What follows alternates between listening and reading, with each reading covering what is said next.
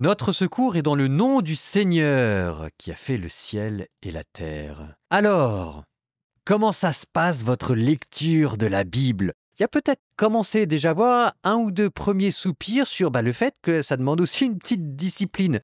Pour ceux qui parmi vous sont déjà en train de dire « mais où est-ce que ça va mener toute cette affaire ?» Ne vous posez pas de questions pour le moment. Tant qu'on n'a pas encore fait un mois, c'est difficile de savoir exactement ce que ça veut dire tout ça. Donc c'est pas le moment de se poser des questions, on en a encore dans l'introduction, l'échauffement, voilà quoi, les muscles sont endoloris. C'est pas grave, la vie est belle, on y va. On continue notre histoire de Jacob, chapitre 27-28 aujourd'hui, et puis ensuite on ira cet après-midi sur Job. Job qui, je le redis, est un des livres les plus sous-cotés de la Bible.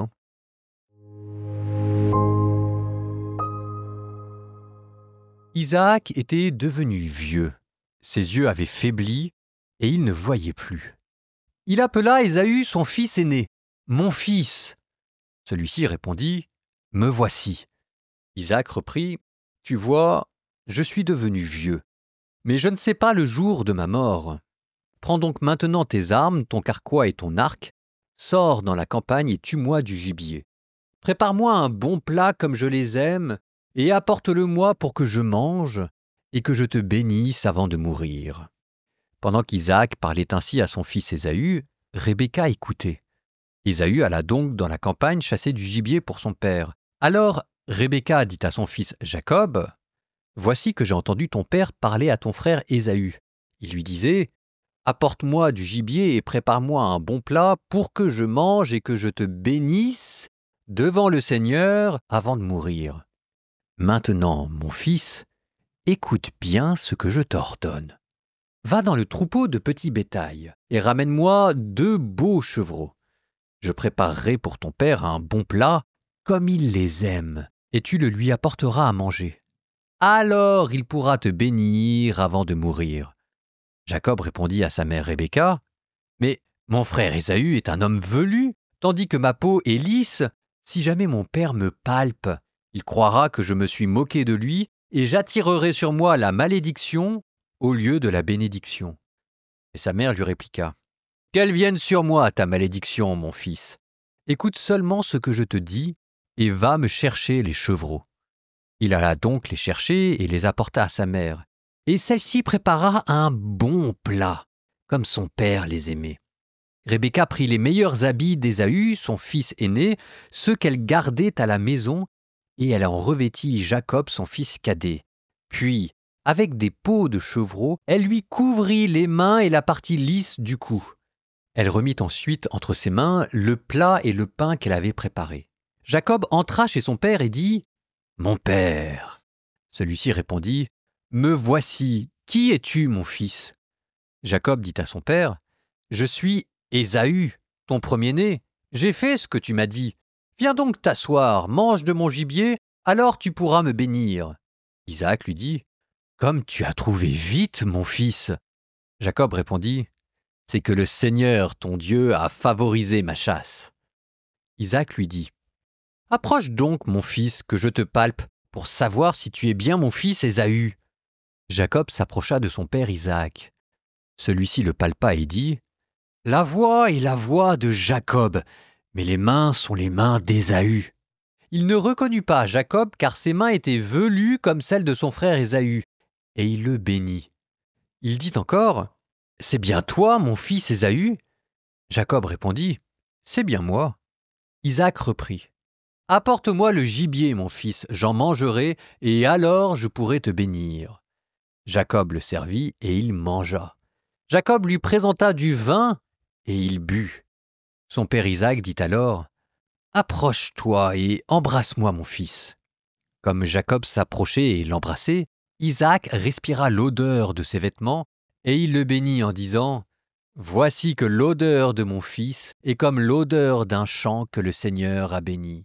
Que Dieu te donne la rosée du ciel et une terre fertile, froment et vin nouveau en abondance. Que des peuples te servent, que des nations se prosternent devant toi. Sois un chef pour tes frères, que les fils de ta mère se prosternent devant toi. Maudit soit qui te maudira, béni soit celui qui te bénira. » À peine Isaac avait-il fini de bénir Jacob, et Jacob avait-il quitté son père, que son frère Ésaü revint de la chasse. Lui aussi prépara un bon plat et l'apporta à son père en disant « Que mon père se lève et mange du gibier de son fils, alors tu pourras me bénir. » Isaac lui demanda « Qui es-tu » Il répondit « Je suis Ésaü, ton fils, premier-né. » Isaac se mit alors à trembler violemment et dit « Qui est donc celui qui a été à la chasse et m'a rapporté du gibier? J'ai mangé de tout avant que tu n'arrives. Celui-là, je l'ai béni, et béni il restera. » Dès qu'Ésaü entendit les paroles de son père, il poussa un très grand cri, plein d'amertume. Il dit à son père « Ô mon père, bénis-moi aussi !» Isaac répondit « Ton frère est venu par ruse, et il a volé ta bénédiction. » Ésaü reprit « Est-ce parce qu'on lui a donné le nom de Jacob, c'est-à-dire le trompeur, que par 2 fois celui-ci m'a volé? Il a volé mon droit d'aînesse, et voici que maintenant il a volé ma bénédiction? Ne m'as-tu pas réservé une bénédiction ?» Isaac répondit à Ésaü « Voici que j'ai fait de lui ton chef. Je lui ai donné tous ses frères pour serviteurs, je l'ai pourvu de froment et de vin nouveau. Que puis-je faire encore pour toi, mon fils ?»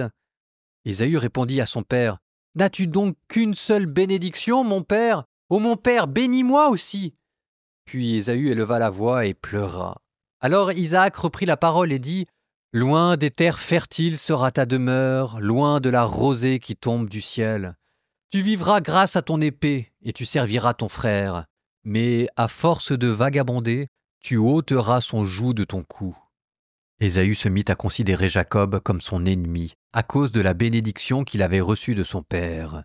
Il se disait en lui-même « Le moment du deuil de mon père approche. Alors je tuerai mon frère Jacob. » On rapporta à Rebecca les paroles d'Ésaü son fils aîné. Et elle fit appeler Jacob son fils cadet. Elle lui dit « Voici que ton frère Ésaü veut se venger de toi en te tuant. Maintenant mon fils, écoute-moi bien. Lève-toi et fuis à Haran chez mon frère Laban. Tu habiteras avec lui quelque temps jusqu'à ce que la fureur de ton frère se détourne de toi. Oui, que sa colère se détourne de toi et qu'il oublie ce que tu lui as fait. Alors j'enverrai quelqu'un te chercher là-bas. Pourquoi serais-je privé de mes 2 enfants le même jour ?» Rebecca dit à Isaac « Je suis dégoûté de la vie à cause des filles des Hittites, les femmes d'Ésaü. Si Jacob devait épouser une fille comme celle-là, une fille de ce pays, à quoi bon vivre encore ?» Isaac appela Jacob, le bénit et lui donna cet ordre « Tu n'épouseras pas une fille de Canaan. Lève-toi, va dans la région de Padam-Aram, à la maison de Bethuel, le père de ta mère, et là, tu prendras pour femme l'une des filles de Laban, le frère de ta mère.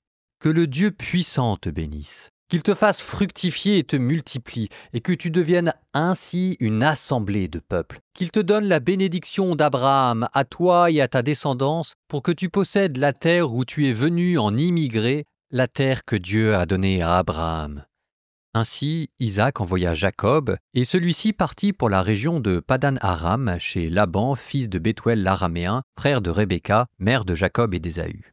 Ésaü vit qu'Isaac avait béni Jacob, et l'avait envoyé en Padan-Aram pour y prendre femme. En le bénissant, il lui avait donné cet ordre « Tu n'épouseras pas une fille de Canaan. » Jacob avait obéi à son père et à sa mère, il était parti en Padan-Aram.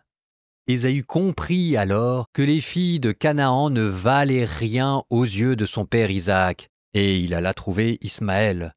En plus de ses femmes, il épousa Mahalat, fille d'Ismaël, fils d'Abraham. Mahalat était la sœur de Nebaïaoth. Jacob partit de Beer-Shéba et se dirigea vers Haran. Il atteignit le lieu où il allait passer la nuit car le soleil s'était couché. Il y prit une pierre pour la mettre sous sa tête et dormit en ce lieu. Il eut un songe. Voici qu'une échelle était dressée sur la terre, son sommet touchait le ciel, et des anges de Dieu montaient et descendaient. Le Seigneur se tenait près de lui. Il dit « Je suis le Seigneur, le Dieu d'Abraham ton père, le Dieu d'Isaac. La terre sur laquelle tu es couché, je te la donne, à toi et à tes descendants. Tes descendants seront nombreux comme la poussière du sol. Vous vous répandrez à l'Orient et à l'Occident, au nord et au midi. En toi et en ta descendance seront bénies toutes les familles de la terre. Voici que je suis avec toi. Je te garderai partout où tu iras, et je te ramènerai sur cette terre, car je ne t'abandonnerai pas avant d'avoir accompli ce que je t'ai dit. » Jacob sortit de son sommeil et déclara : « En vérité, le Seigneur est en ce lieu, et moi, je ne le savais pas. » Il fut saisi de crainte, et il dit : « Que ce lieu est redoutable, c'est vraiment la maison de Dieu, la porte du ciel. » Jacob se leva de bon matin, il prit la pierre qu'il avait mise sous sa tête, il la dressa pour en faire une stèle, et sur le sommet il versa de l'huile. Jacob donna le nom de Béthel, c'est-à-dire maison de Dieu, à ce lieu qui auparavant s'appelait Luz. Alors Jacob prononça ce vœu : « Si Dieu est avec moi, s'il me garde sur le chemin où je marche, s'il me donne du pain pour manger et des vêtements pour me couvrir, et si je reviens sain et sauf à la maison de mon père, le Seigneur sera mon Dieu. Cette pierre dont j'ai fait une stèle sera la maison de Dieu. De tout ce que tu me donneras, je prélèverai la dîme pour toi. »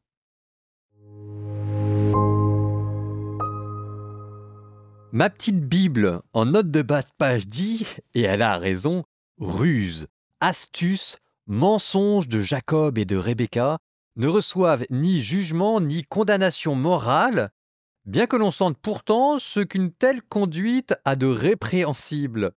Tu m'étonnes. Tout le monde qui trompe tout le monde. Le frère qui trompe le frère, la femme qui trompe le mari. Alors, ruse, astuce, mensonge qui ne reçoivent ni condamnation, c'est plus compliqué que ça, la vie. Revenons un instant sur cette histoire de droit d'aînesse que Ésaü Édom vend et refuse. On pourrait se dire que Jacob est un peu roublard à tirer de son frère une bénédiction qui ne lui était pas due. Mais on peut se dire aussi que pour Ésaü, ce droit d'aînesse, ça valait pas grand-chose en fait. Vous savez que dans la vie, les choses de valeur, on ne les laisse pas à ceux qui n'en ont rien à faire.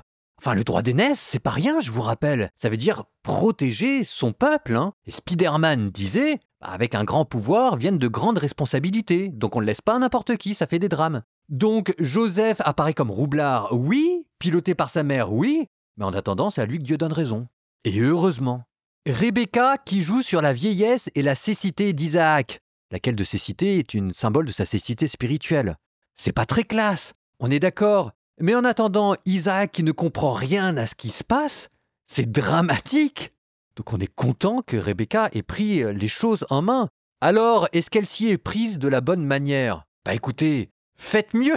Enfin, et nous, dans la vie courante, tout le monde voit bien que si on trouve pas mille et une astuces pour essayer de mettre un peu d'huile dans le moteur, bah si jamais ça nous permet d'éviter des drames, évidemment, c'est ce qu'on fait. Alors, on fait ce qu'on peut. Parfois c'est classe, parfois c'est pas très classe, mais il y a une forme de naïveté devant la vie qui peut faire encore plus de dégâts. Jésus a dit, alors ok, c'est à propos de l'apostolat, mais quand même, soyez candides comme des colombes et rusés comme des serpents. Et Rebecca, pour le coup, apparaît comme étant plutôt respectueuse du rôle et de l'importance d'Isaac, source de bénédiction et pater familias de la famille. Son rôle n'est pas remis en cause. Et la ruse de Rebecca, c'est aussi ce qui permet à Isaac d'accomplir son rôle. Ah, elle a bien fait, et Jacob aussi. Mais Jacob, il y a peut-être un petit côté un peu plus roublard quand même. Il est bien content que ça se passe comme ça, même s'il en avait un peu peur et qu'il se cache dans les jupes de sa mère. En exercice à la maison, pour ceux qui veulent creuser, le songe à Béthel, avec ses anges qui montent et qui descendent, vous regarderez ce que ça devient dans le Nouveau Testament avec l'histoire de Nathanaël dans l'Évangile selon saint Jean. En attendant, nous passons à notre transition poétique. Proverbe 3, 27 à 30. Ne refuse pas un bienfait à qui tu le dois, quand ce geste est à ta portée. Ne dis pas à ton prochain « Va-t'en, tu reviendras, je donnerai demain », alors que tu as de quoi. Ne travaille pas au malheur de ton prochain, alors qu'il vit sans méfiance auprès de toi. Ne cherche pas de vaines querelles à qui ne t'a pas fait de mal.